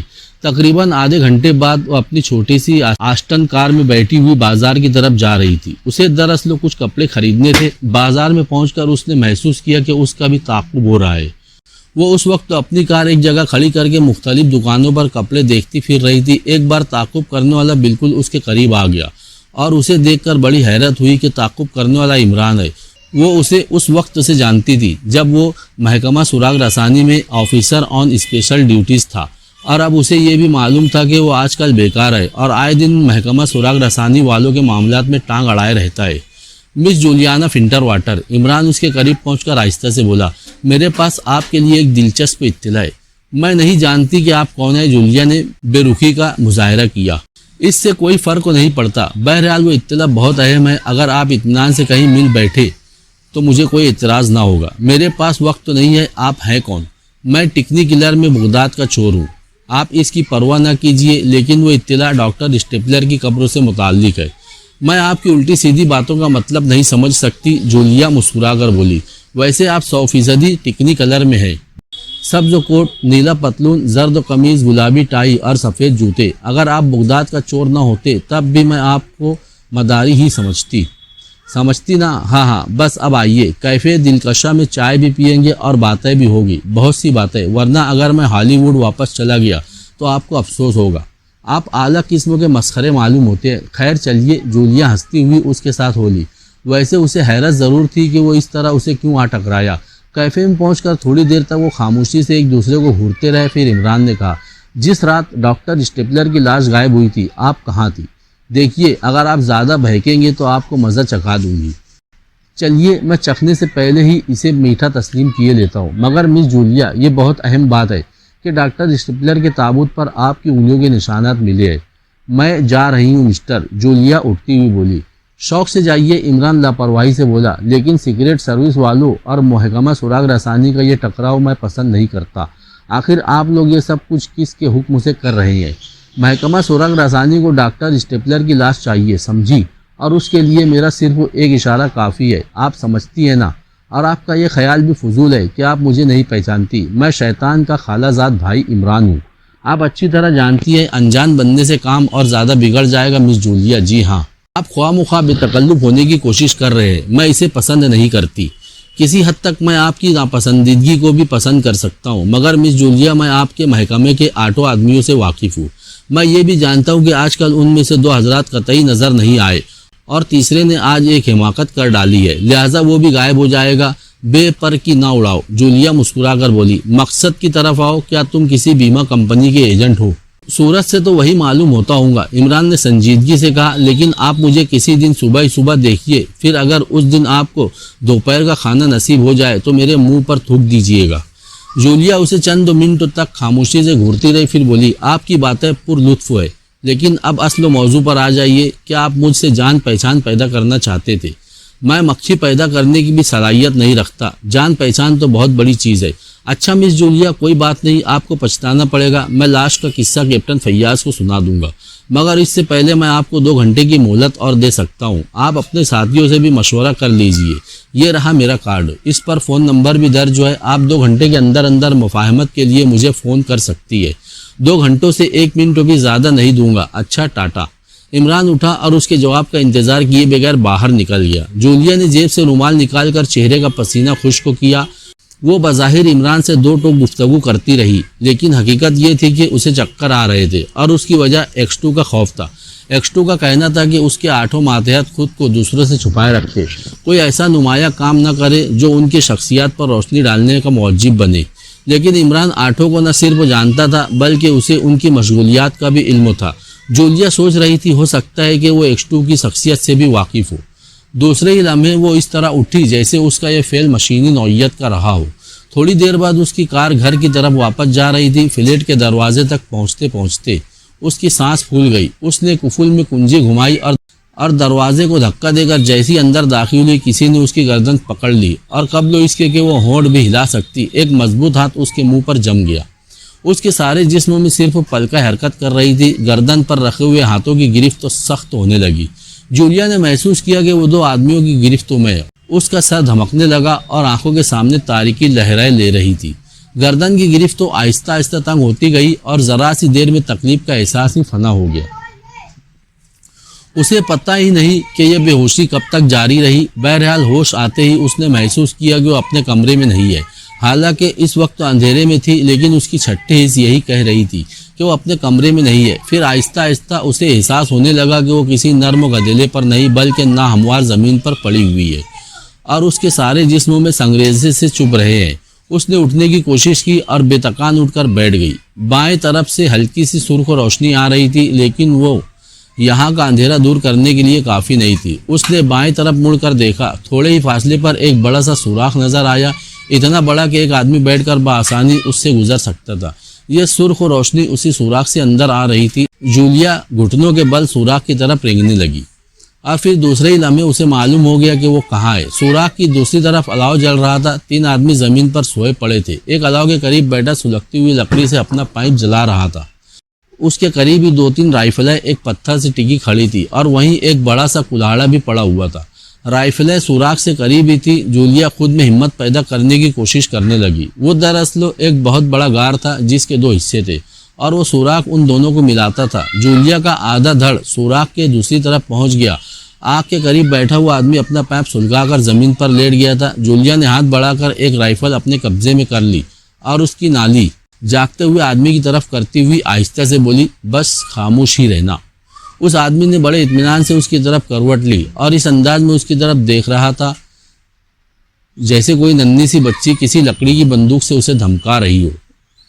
نہ اس کی آنکھوں میں خوف تھا نہ حیرت، بس ایسا معلوم ہو رہا تھا جیسے کوئی فکر مند باپ اپنی ننھی سی بچی کی خوش فعلیوں سے محفوظ ہونے کے موڈ میں نہ ہو۔ رائفل خالی ہے، اسے رکھ دو، اس نے تھوڑی دیر بعد آہستہ سے کہا، اور اپنی جگہ پر واپس جاؤ۔ یہ تینوں جو سو رہے ہیں بہت برے آدمی ہیں، میں نے انہیں بہت مشکل سے سلایا ہے۔ جولیا نے رائفل نہیں رکھی۔ اس آدمی نے پھر کہا، میرے کہنے پر عمل کرو ورنہ نتیجے کی خود ذمہ دار ہوگی۔ تم لوگ مجھے یہاں کیوں لائے ہو؟ جولیا نے پوچھا۔ اس بات کا جواب ہم نہیں دے سکتے، تم ابھی دوسری جگہ لے جائی جاؤ گی اور وہیں تمہیں سب کچھ معلوم ہو جائے گا۔ میرے کہنے پر عمل کرو، رائفل وہیں رکھ دو جہاں سے اٹھائی ہے۔ اگر یہ لوگ جاگ پڑے تو تمہاری بقیہ زندگی جہنم بن جائے گی۔ جولیا چند لمحے کچھ سوچتی رہی، پھر رائفل وہیں رکھ کر غار کے تاریک حصے میں واپس چلی گئی۔ وہ اس آدمی کے متعلق سوچ رہی تھی۔ وہ اس کا کوئی جانا پہچانا سا چہرہ تھا، آواز میں بھی کوئی ایسی چیز موجود تھی جس کی بنا پر وہ سوچ رہی تھی کہ وہ اس سے قبل بھی کہیں اسے دیکھ چکی ہے۔ کہاں؟ ذہن پر زور دینے کے باوجود بھی یاد نہ آ سکا۔ پھر سوچنے لگی، ممکن ہے واہمہ ہو۔ کبھی کبھی ایسا بھی ہوتا ہے۔ چونکہ وہ خلاف توقع مہربانی سے پیش آیا تھا، اس لیے ذہن کے تاریک گوشے سے اسے کچھ نہ کچھ تعلق پیدا کر لینے کا جواز ڈھونڈ رہے ہوں گے۔ تقریباً آدھے گھنٹے بعد تاریکی میں ٹارچوں کی روشنی نظر آئی۔ اس نے بائیں طرف والے سوراخ کی جانب دیکھا، کوئی آدمی ٹارچوں کی روشنی اس پر ڈال رہا تھا۔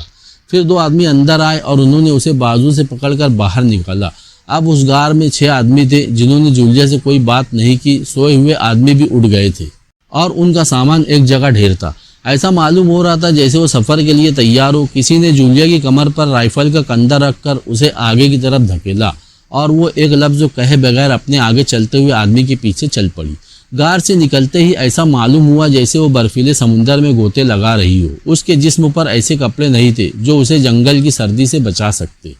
کچھ دور چلنے کے بعد رک جانے کا حکم ملا اور ٹارچوں کی روشنی ایک بڑی سی اسٹیشن ویگن پر پڑی۔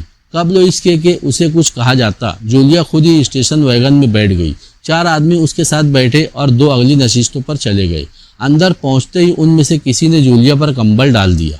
اگر تم لیٹنا چاہو تو وہ سیٹ کافی ہے، کسی نے کہا۔ نہیں شکریہ، جولیا بولی، میں بالکل ٹھیک ہوں۔ اسٹیشن ویگن کا انجن گڑگڑایا اور وہ فراٹے بھرنے لگی۔ جولیا محسوس کر رہی تھی کہ وہ لوگ کافی مہذب اور شائستہ ہے، انہوں نے ابھی تک اسے کوئی تکلیف نہیں دی تھی۔ جولیا نے خود کو اچھی طرح کمبل میں لپیٹ لیا تھا، لیکن ٹھنڈی ہوا ابھی بھی اس کے چہرے پر تھپیڑے مار رہی تھی۔ اس کے باوجود بھی نہ تو وہ لیٹنا چاہتی تھی اور نہ چہرہ ڈھکنا چاہتی تھی۔ گاڑی نہ ہموار راستے پر چل رہی تھی، جھٹکے اور دھچکے یہی کہہ رہے تھے۔ یہ سفر تقریباً 2 گھنٹے تک جاری رہا۔ جولیا کو وقت کا احساس نہیں تھا، ورنہ اس میں اتنی ہمت تو تھی کہ وہ ان لوگوں سے وقت پوچھ سکتی۔ آخر وہ سفر ختم ہوا۔ جولیا سے نیچے اترنے کو کہا گیا۔ اس نے بے چوں چرا تعمیل کی۔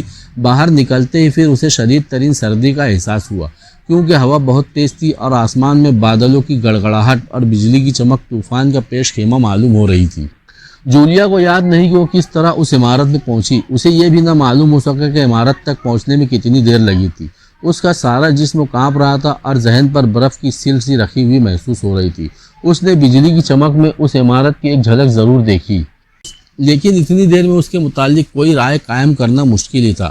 وہ ایک کمرے میں لائی گئی جس کی دیواریں بھورے رنگ کی پتھر سے بنائی گئی تھی اور وہاں بہت ہی بھدے قسموں کا فرنیچر موجود تھا۔ اسے ایسا ہی محسوس ہوا جیسے وہ کسی دیہاتی زمیندار کے مکان میں ہو۔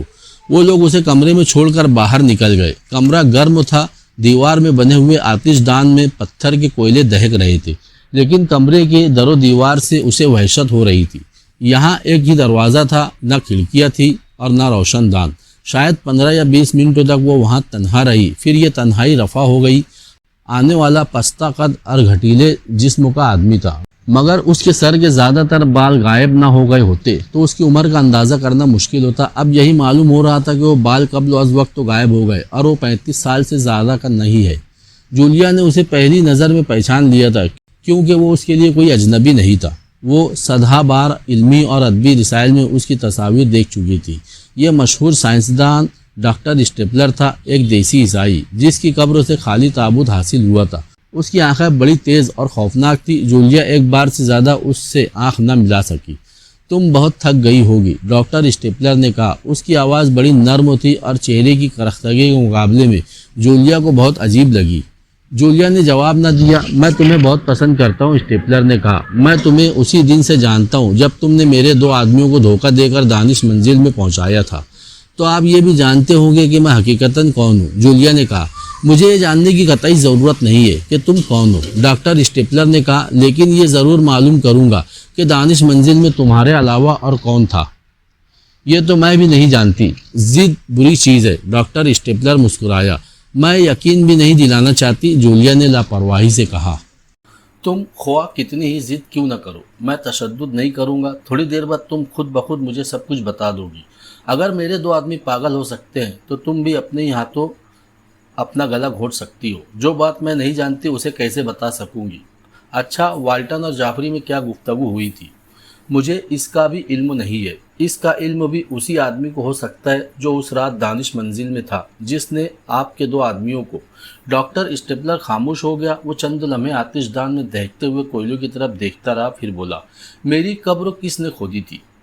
میں کسی بات کا جواب نہیں دینا چاہتی، محض اس لیے کہ میرے کسی آدمی نے تمہارے ساتھ کوئی زیادتی نہیں کی، اور میں بھی رحم دلی سے پیش آ رہا ہوں۔ اور میں یہ بھی جانتی ہوں ڈاکٹر کہ میری زندگی کا انحصار میری زبان ہی پر ہے۔ میں اس وقت تک زندہ رہوں گی جب تک اپنی زبان بند رکھوں۔ نہیں، یہ ضروری نہیں ڈاکٹر اسٹیپلر، میں کوئی ننھی سی بچی نہیں۔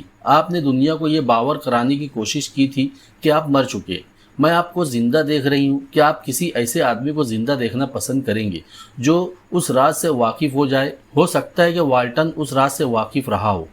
تم کافی ذہین عورت ہو، لیکن والٹن کی موت سے میرا کوئی تعلق نہیں۔ میں خود یہ جاننا چاہتا ہوں کہ والٹن کو کن لوگوں نے قتل کیا ہے، اور میری مصنوعی موت بھی ملک کے مفاد ہی کے لیے ہوئی تھی۔ تم کیا جانو کہ میں ملک و قوم کے مفاد کے لیے کیا کر رہا ہوں؟ اگر میں علل اعلان اپنا کام جاری رکھتا تو ایک مغربی ملک کے جاسوس میرا کام تمام کر دیتے۔ لیکن تم لوگ کون ہو جو میرے کاموں میں روڑے اٹکا رہے ہو؟ میں صرف اس آدمی کے متعلق معلوم کرنا چاہتا ہوں जिस ने मेरे आदमियों के दिमाग उलट दिए थे।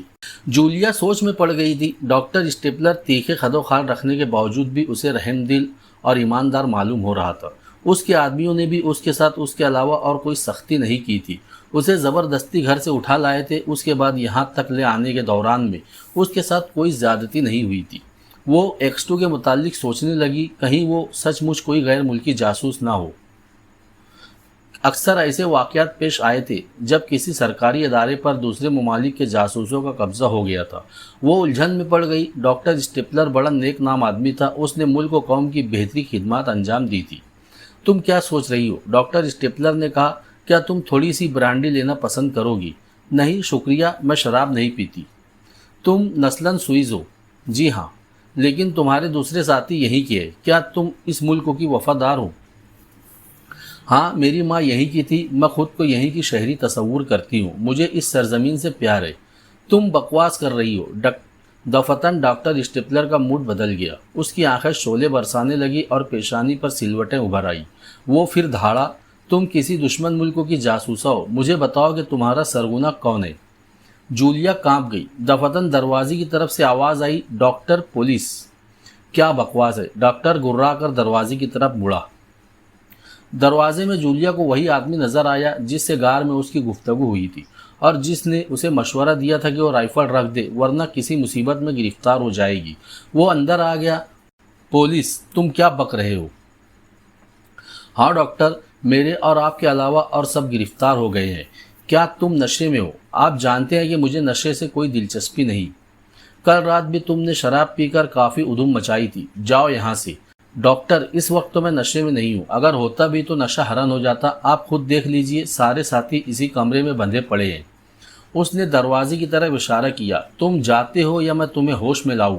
डॉक्टर दांत पीसकर उसे मुक्का दिखाता हुआ बोला। आपकी मर्जी। उसने लापरवाही के इजहार में अपने शानों को जंबिश दी। मैंने खतरे से आगाह कर दिया। वो चला गया और डॉक्टर फिर जूलिया की तरफ मुतवज्जा हो गया। डॉक्टर, अगर तुम मुहिब वतन हो तो यहाँ पुलिस का क्या काम? जूलिया ने तंजिया लहजे में कहा। ओह, वो बकवास कर रहा है, नशे में है। मेरे सारे ही आदमी मेरी तरह संजीदा नहीं है।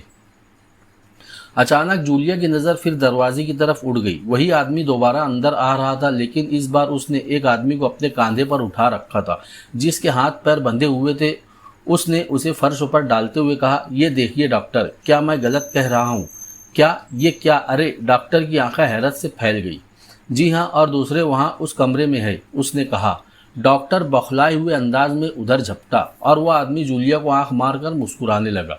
घनी मूछों से होंठ तो जाहिर नहीं हो सके, लेकिन उसकी आंखें भी मुस्कुराती हुई मालूम हो रही थी।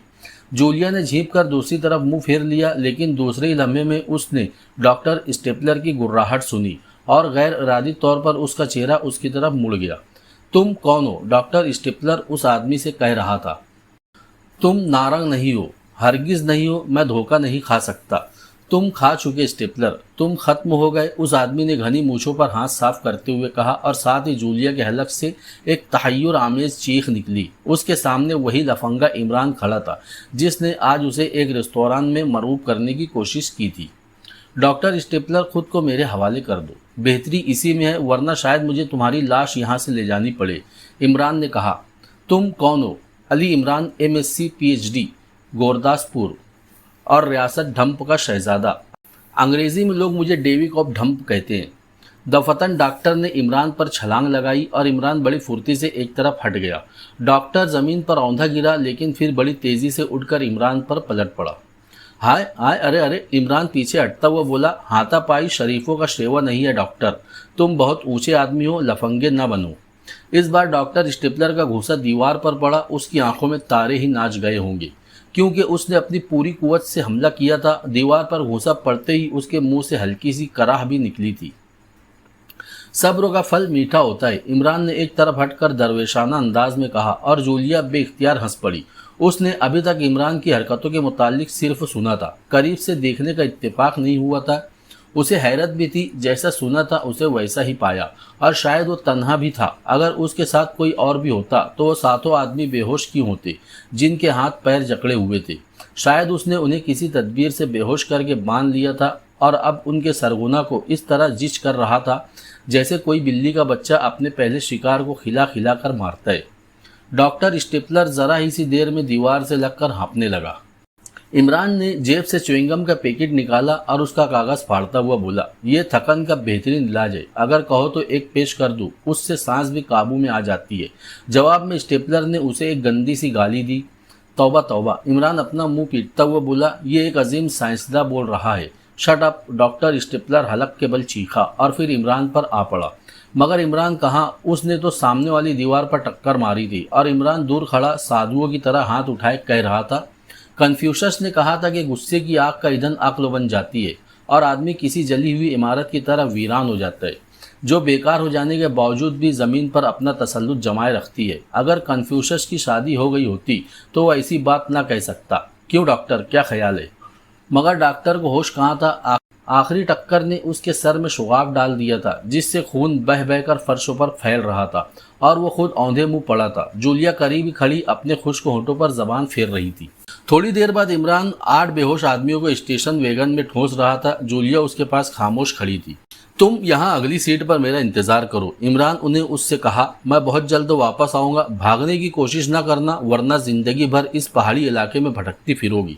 मुझे यकीन है कि आते वक्त तुमने रास्ते पर ध्यान न दिया होगा। मैं इंतजार करूंगी, जूलिया ने कपकपाती हुई आवाज में कहा।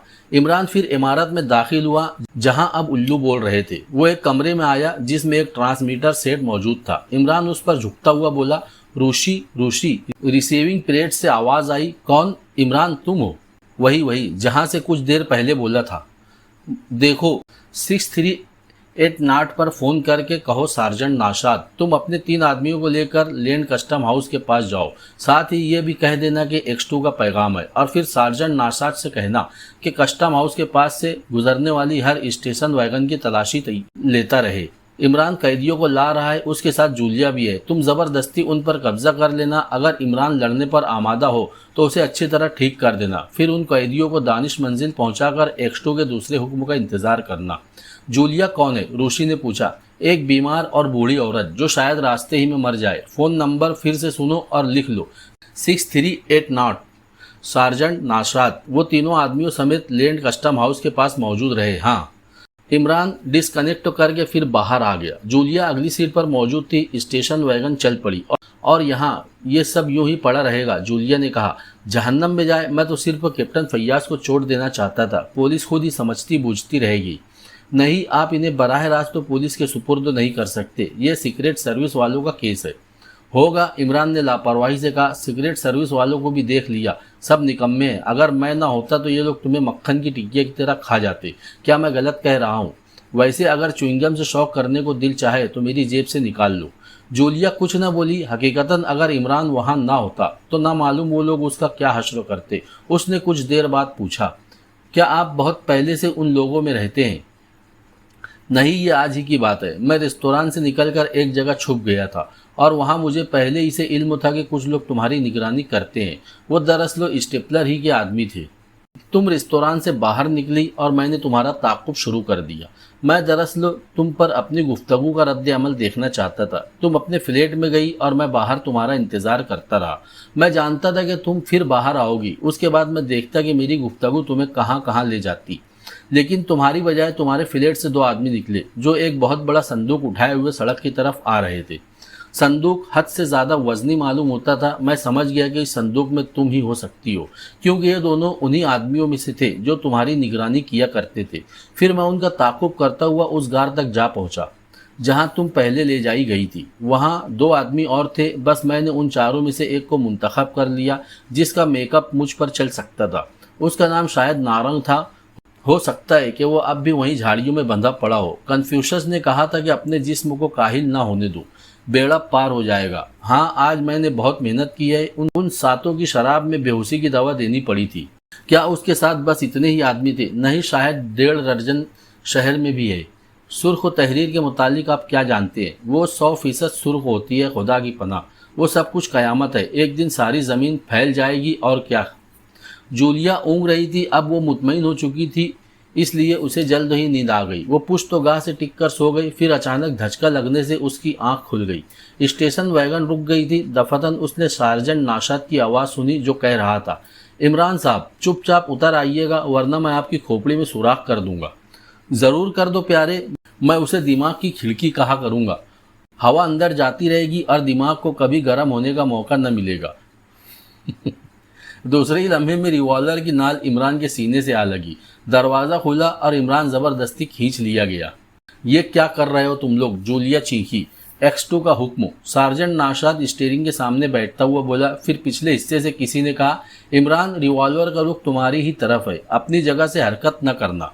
इमरान नीचे से चीख कर बोला, जूलिया तुम क़यामत के दिन खुदा के सामने गवाह रहना कि स्टेपलर को मैंने पकड़ा था, और कन्फ्यूजस पर तो मुझे उस वक्त तो गुस्सा आ रहा है जो दुनिया को नेकी का सबक दिया करता था। बस किस्सा हातिम ताई ठीक है, दरिया कर नेकी में डाल। ओ नेकी कर। स्टेशन वैगन फराटे भरती हुई आगे निकल गई। दानिश मंजिल के एक बड़े कमरे में सीक्रेट सर्विस के 8 अरकान मुअद्दब बैठे हुए थे और ट्रांसमीटर से X2 की भर्राई हुई आवाज़ मुंतशिर हो रही थी। वो हमेशा भर्राई हुई आवाज़ में बोलता था, इसीलिए उसके मातहतों का ख्याल था कि वो अपनी असल आवाज़ को छुपाने के लिए हलक के बल बोलता है। वो कह रहा था, डॉक्टर स्टेपलर वो रॉकेट चुरा कर लाया था। उसने इंग्लैंड में उस साइंसदान को जहर दिया था जिसने वो रॉकेट बनाया था। ख्याल उसका था और डॉक्टर स्टेपलर ने उसकी तैयारी में मदद दी थी। वो रॉकेट कुछ इस किस्म का था कि फ़िज़ा में हर किस्म की उड़ान कर सकता है। उसके पिछले हिस्से से सुर्ख रंग की चमकदार गैस भी खारिज होती है। रॉकेट दरअसल इसलिए बनाया गया था कि उसके ज़रिए चांद तक पहुंचने का तजुर्बा किया जाए, लेकिन डॉक्टर स्टेपलर की जहानत ने शैतानियत का लिबादा ओढ़ लिया और वो उसे यहाँ उड़ा लाया और उसे दूसरे मकसद के लिए इस्तेमाल करने लगा। वो रॉकेट को फ़िज़ा में इस तरह चक्कर देता कि सुर्ख रंग का धुआं तहरीर की शक्ल इख्तियार कर जाता। लोग बदहवास हो जाते। फिर वो आबादियों पर धुएं के गुबार फेंक कर सचमुच क़यामत का मंजर पेश कर देता और उसके गुर्गे उस अफरा तफरी से फ़ायदा उठाकर लोगों को लूटते फिरते थे। चूँकि वो गैस मास्क को पहने हुए होते थे, इसलिए बेधड़क धुएं में घुसते चले जाते थे। उन्होंने न सिर्फ 2 ही हमलों में अरबों की दौलत लूट ली। डॉक्टर स्टेपलर जानता था कि यह बात छुपी न रहेगी, लिहाजा उसने यहाँ आकर अपनी मौत का ढोंग रचाया और उसके गिरोह वालों ने एक ताबूत दफन कर दिया। जाहिर है कि उसमें पत्थर ही भरे गए होंगे। वाल्टन दरअसल स्कॉटलैंड यार्ड का एक इंस्पेक्टर था और उसी रॉकेट के चक्कर में यहाँ आया था। चूँकि वो रॉकेट तजुर्बाती ही दौर में था, इसलिए इंग्लैंड की हुकूमत चाहती थी कि उसकी शोहरत भी न होने पाए, वरना हो सकता है कि कोई हरीफ मुल्क को पहले ही फ़ायदा उठा ले। इसलिए वाल्टन बहुत ही पोशीदा तौर पर यहाँ आया था और वो मुझसे मिलकर उसे तलाश करना चाहता था, मगर स्टेपलर के आदमियों ने उसे पहले ही ख़त्म कर दिया। वो रॉकेट अब मेरे कब्ज़े में है, जो महकमा खारजा के तवस्सुत से इंग्लैंड वापस भेज दिया जाएगा।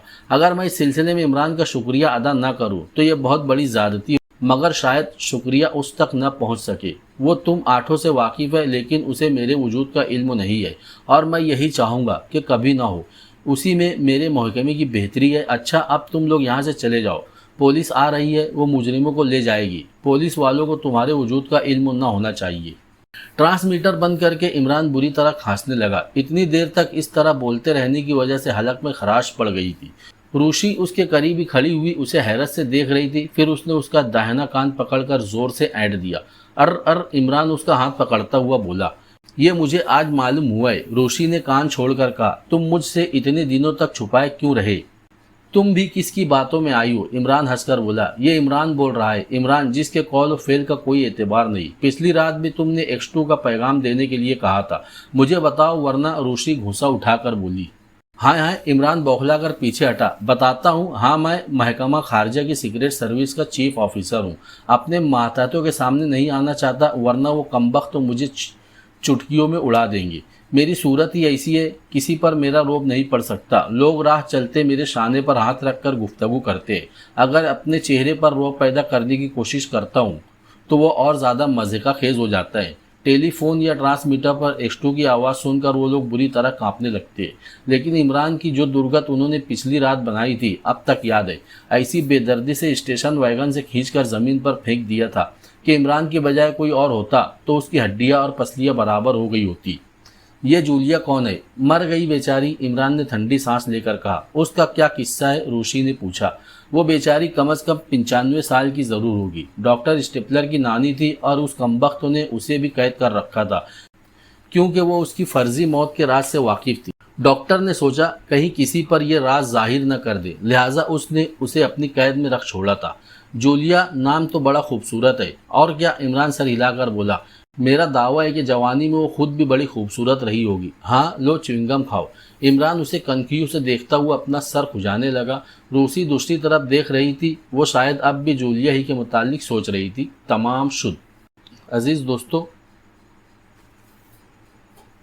دھوئے کی تحریر یہاں ختم ہوتی ہے۔ جلد ہی ملیں گے اگلی کہانی میں۔ تب تک اپنا خوب سارا خیال رکھے، اور اگر آپ نے ابھی تک چینل کو سبسکرائب نہیں کیا ہے تو سبسکرائب کر لے، بیل کے نشان کو بھی دبا لے تاکہ آئندہ آنے والی کہانی آپ تک سب سے پہلے پہنچ سکے۔ اللہ حافظ۔ جے